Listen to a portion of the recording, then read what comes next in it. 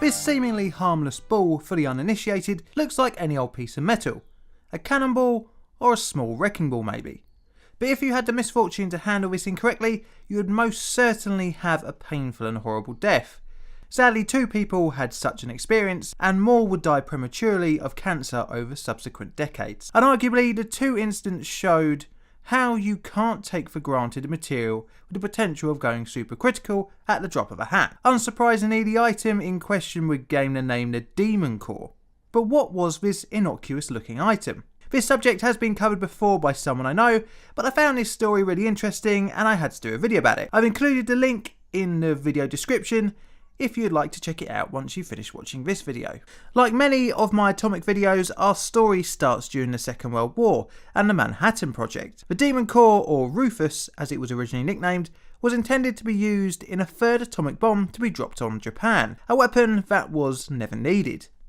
On the 15th of August, Japan surrendered after 2 atomic bombs being detonated over Hiroshima and Nagasaki.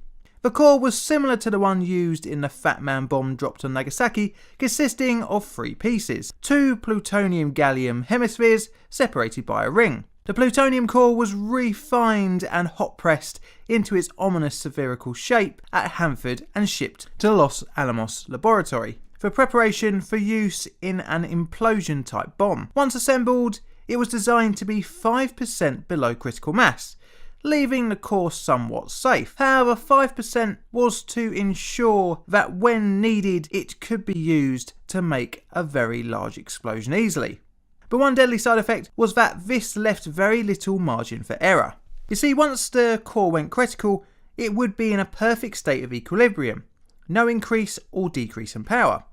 However, one in many different factors could send the core into supercriticality, creating and sustaining a chain reaction, until it either settled at a new criticality level and increased power, or explode. Needless to say, both outcomes would be a bit of a bad thing.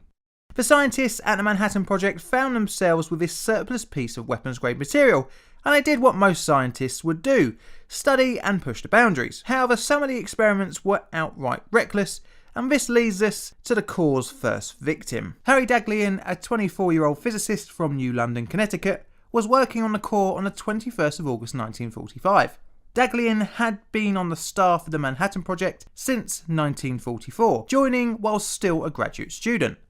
On the fateful day, Daghlian was making a neutron reflector around the core of tungsten carbide. A neutron reflector, funnily enough, is designed to reflect neutrons back into a subcritical mass, making the material critical. It can also increase nuclear fission a critical mass is capable of. The neutron reflector experiment was being performed alone, apart from Private Robert J. Hemley, who was sat behind a desk 4 meters away on guard duty. Whilst undertaking the experiment, Daghlian noticed that the addition of a final tungsten brick would render the core supercritical. He withdrew the brick with his hand, in doing so accidentally dropping it onto the pile. This was all that was needed for the core to go prompt critical. Immediately he tried to remove the brick by knocking it off and was unsuccessful. Instead, he quickly disassembled the pile, but by this time he had absorbed 510 REM of neutron radiation. His fate was sealed. He received intensive care but would fall into a coma and pass away 25 days after the incident. The first known death linked to a criticality accident. His hand shown here had the skin burned off from the event. Daghlian's body was transported back to New London to be buried in Cedar Grove. The tragic accident that led to Daghlian's death sparked a review of safety regulations within the project.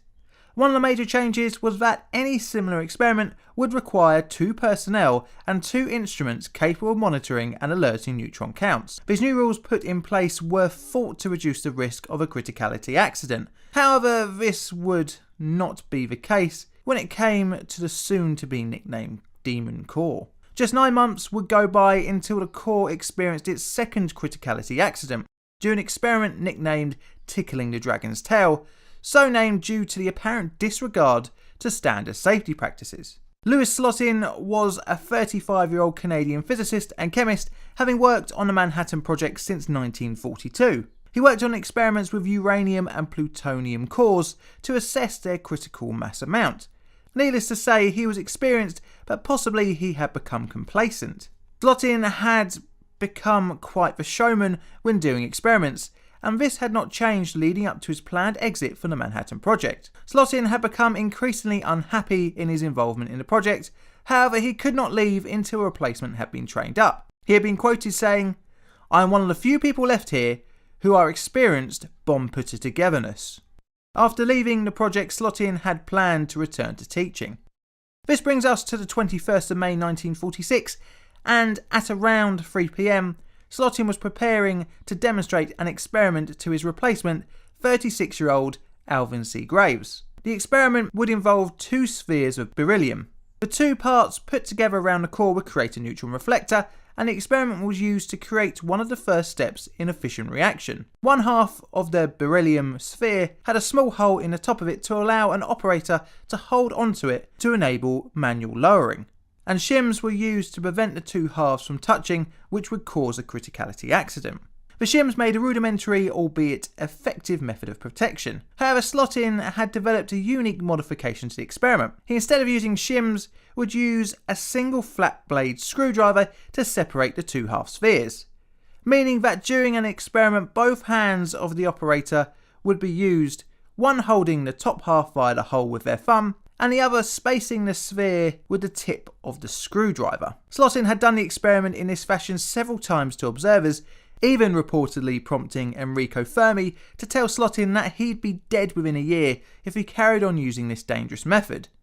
So well known was the danger of using a screwdriver that the experiment got the nickname Tickling the Tail of the Dragon. I think we can see where this is going. During the experiment, around 3:20 PM, the inevitable happened as the flathead screwdriver slipped in Slotin's right hand, causing the top half sphere to close over the core. The core went supercritical, causing the air around it to ionise, making an eerie blue glow. The intense burst of neutron radiation was released into the room as Slotin experienced a sour taste in his mouth. Slotin's left hand started to burn, immediately causing him to throw his arm in the air, in doing so knocking off the top sphere onto the floor, ending the criticality incident, in total only lasting a couple of seconds. Slotin had prevented any further reaction, and his position over the core had inadvertently shielded the other occupants in the room, including Alvin, who had received a high but not deadly dose of radiation. However, this ensured that Slotin was not so lucky. Slotin vomited after leaving the laboratory and was immediately hospitalised. His body was covered in blisters and had experienced burns on some of his internal organs in what a doctor would describe as 3-dimensional sunburn. 7 days after exposure, Slotin experienced extreme mental confusion, and after his lips went blue, he was placed inside an oxygen tent, eventually slipping into a coma. He died of his exposure with his parents at his side after 9 days, despite having received intensive care. 3 other witnesses to the experiment would remain in hospital after Slotin's tragic death. Alvin Graves developed symptoms of acute radiation sickness, and although surviving, would live with chronic neurological and vision problems. He would continue to work in nuclear testing until his death in 1965 after a heart attack. One other personnel member would die around the same time as Graves of leukemia. However, it is impossible to tell for certain due to the Demon Core. Also, the guard on duty during Daglian's experiment would die at the age of 62, also of leukemia. Sadly, the core took the lives of 2 very talented scientists, but it just shows how deadly radiation can be and how complacency, even with the most skilled of operators, is not the most ideal thing around dangerous materials. The core's destination was going to be intended for Operation Crossroads after the experiments. However, due to the Slotin criticality incident, some time was needed to re-evaluate the core's effectiveness for use in a bomb. Ironically, it would be due to its criticality incidents that the core would not be used for weapons detonation. Instead, it was melted down for use in other cores. Due to the criticality accidents, no more experiments would be done by hand, instead using remotely controlled machines, allowing the operator to be located in a safe room away from radiation. However, this would not completely remove casualties from criticality accidents, but they will be subjects for future videos.